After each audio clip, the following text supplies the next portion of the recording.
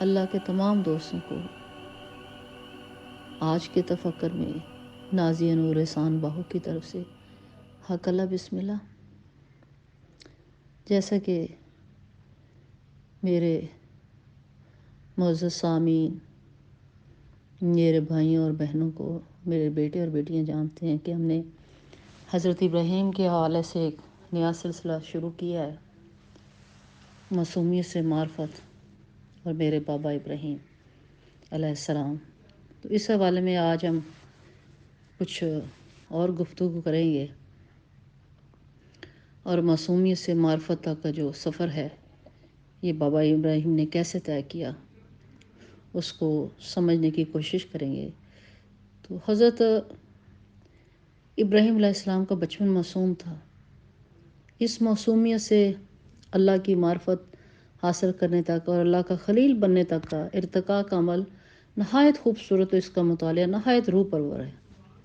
پہلے ہم تورات کی روشنی میں اس جو ہے انالیسس کریں گے اس عمل کا، اس کے بعد ہم انجیل کے برناباس کے ذریعے جو انالیسس کریں گے کہ حضرت ابراہیم نے روحانی ارتقاء کا یہ سفر کیسے طے کیا، اور پھر قرآن مجید کی روشنی میں یہ دیکھیں گے کہ آپ کن کن مرحلوں سے، کن کن کٹھنائیوں سے گزر کر اس عظیم مقام پر پہنچے، اس بلند ترین مقام پر پہنچے کہ خلیل اللہ کہلائے اور انبیاء کے باپ کہلائے۔ تو حضرت ابراہیم علیہ السلام کی پیدائش اور ابتدائی زندگی کے متعلق اگر ہم تورات میں دیکھیں تو ہمیں کافی ڈیٹیل ملتی ہے۔ تو خاص کر ان کی ایک کتاب ہے، اس میں مختلف جو ہے ادوار کا جائزہ لیا گیا یہودی علماء کی طرف سے۔ ان احکام کی تفسیر جو المسنہ نامی کتاب میں ملتی ہے۔ اس میں حضرت ابراہیم علیہ السلام کے بارے میں کافی ڈیٹیل درج ہے۔ ان میں سے کچھ ڈیٹیل صحیح ہو سکتی ہے، کچھ ایسی بھی ہیں کہ جن وہ روایات جو ہیں وہ نسل در نسل جو ہیں ہو سکتا اس میں چینجز بھی ہوئی ہوں، اس میں اضافہ ہو گیا ہو، اس میں امینڈمنٹس جو ہیں وہ ہو سکتی ہیں۔ بہرحال اس میں سے کچھ بیسک چیزیں جو ہیں وہ ڈیڈکٹ کی ہیں۔ تو جو صورتحال اس میں سے سامنے آتی ہے وہ کچھ یوں ہے کہ حضرت ابراہیم علیہ السلام کی پیدائش سے 1 سال پہلے نجومیوں نے نمرود کو اطلاع دی کہ آئندہ سال اس کی سلطنت میں ایک ایسے بچے کی پیدائش ہوگی جو اس کی خود ساختہ خدائی کے خلاف اٹھ کھڑا ہو کر بالآخر اس کی حکومت کا خاتمہ کرے گا اور ایک نئے دین کا بانی اور سرپرست ہوگا۔ جب نمرود نے یہ سنا تو اپنی سلطنت میں ایک فرمان جاری کر دیا اور کہہ دیا کہ کوئی بھی شادی شدہ افراد جو ہیں وہ ریلیشن شپ جو ہے وہ نہیں رکھیں گے، اس سے گریز کریں گے، اور اگر ایسا ہوا تو اس کے نتیجے میں اگر کسی کے ہاں بھی کوئی لڑکا پیدا ہوا تو اس کو قتل کر دیا جائے گا۔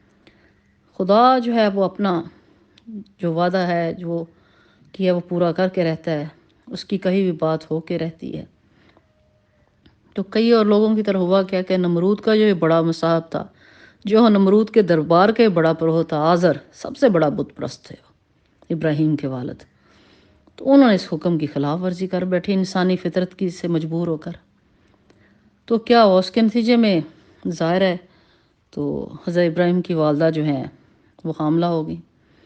اب انہوں نے اپنی مامتا سے مجبور ہو کر اپنے بچے کو قتل سے بچانے کے لیے اپنے حمل کو خفیہ رکھا، اور آخر کار شہر سے باہر جا کر ایک غار میں ابراہیم کو جنم دیا، یعنی بچے کو جنم دیا۔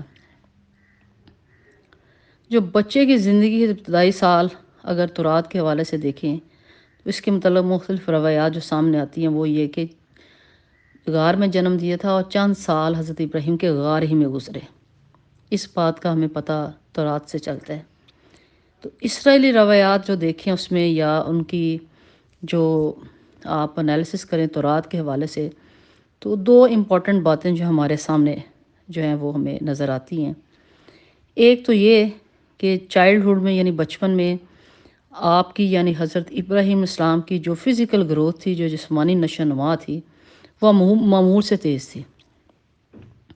عام بچوں سے زیادہ جو ہے ان کی جسم جو تھا وہ جلدی نشو و نما پا رہا تھا۔ اب دوسرا یہ کہ وہ کم سنی میں ہی آپ کے اندر جو تھی وہ حق کی جو تلاش تھی، اس کی جستجو تھی، اس میں ایک بڑی شدت آ گئی ہوئی تھی، بڑی انٹینسٹی تھی ان کے اندر، بچپن سے اتنی انٹینسٹی تھی اور شدت تھی حق کی کہ بے انتہا. اور آپ کے ذہن میں وہ دلائل، وہ لاجکس، وہ تفکر، وہ تحقیق، ریسرچ ابھرنا شروع ہوگی جن کے ذریعے اس نتیجے پر آپ پہنچ گئے کہ اللہ کے سوا اور کوئی بھی شخص یا شے عبادت کے لائق نہیں ہو سکتی. اس طرح جو آپ تورات میں اگر اس کو کریں مزید انالیسس، تو ان کے اگر اقوال دیکھیں تورات میں، تو کچھ کتابیں اور بھی ہیں، المدراش اور الداراسات کے نام سے ترتیب دی گئی ہیں. ان میں سب سے زیادہ جو مشہور ہے تورات میں سے، وہ جو اس پر لکھی گئی ہے، وہ مدراش ربا ہے. اس میں ایک بڑا خوبصورت مکالمہ ہے جہاں میں اسے کوٹ کرنا چاہوں گی اور آپ کے ساتھ شیئر کرنا چاہوں گی. اس میں حضرت ابراہیم علیہ السلام اور نمرود کے درمیان ایک مکالمہ درج ہے. اچھا، اس مکالمے کی ڈیٹیل جو ہے وہ کچھ یوں دی گئی ہوئی ہے مدراش ربا میں کہ حضرت ابراہیم علیہ السلام نے جب بت توڑے تو آپ کا باپ اب سخت ناراض ہوا اور آپ کو نمرود کے پاس لے گیا. یعنی آزر ابراہیم علیہ السلام کو نمرود کے پاس لے گیا. اب نمرود نے جو حضرت ابراہیم سے سوال جواب کیا، جو ان کے درمیان جو ڈائلاگ ہوا، وہ کچھ یوں ہے: نمرود، اگر تم مورتیوں اور شبیہوں کو نہیں پوچھتے تو پھر آگ کے پرستار کیوں نہیں بن جاتے؟ دیکھیں نمرود کا سوال انہوں نے حضرت ابراہیم سے کیا کہ اگر تم مورتیوں اور شبیہوں کو نہیں پوچھتے، چلو نہ پوچھو، پھر آگ کے پرستار کیوں نہیں بن جاتے؟ حضرت ابراہیم علیہ السلام نے جواب دیا کہ آگ کی پرستش سے پانی کی پرستش بہتر ہے جو آگ کو بجھا دیتا ہے. آگ کی پرستش سے پانی کی پرستش بہتر ہے جو آگ کو بجھا دیتا ہے.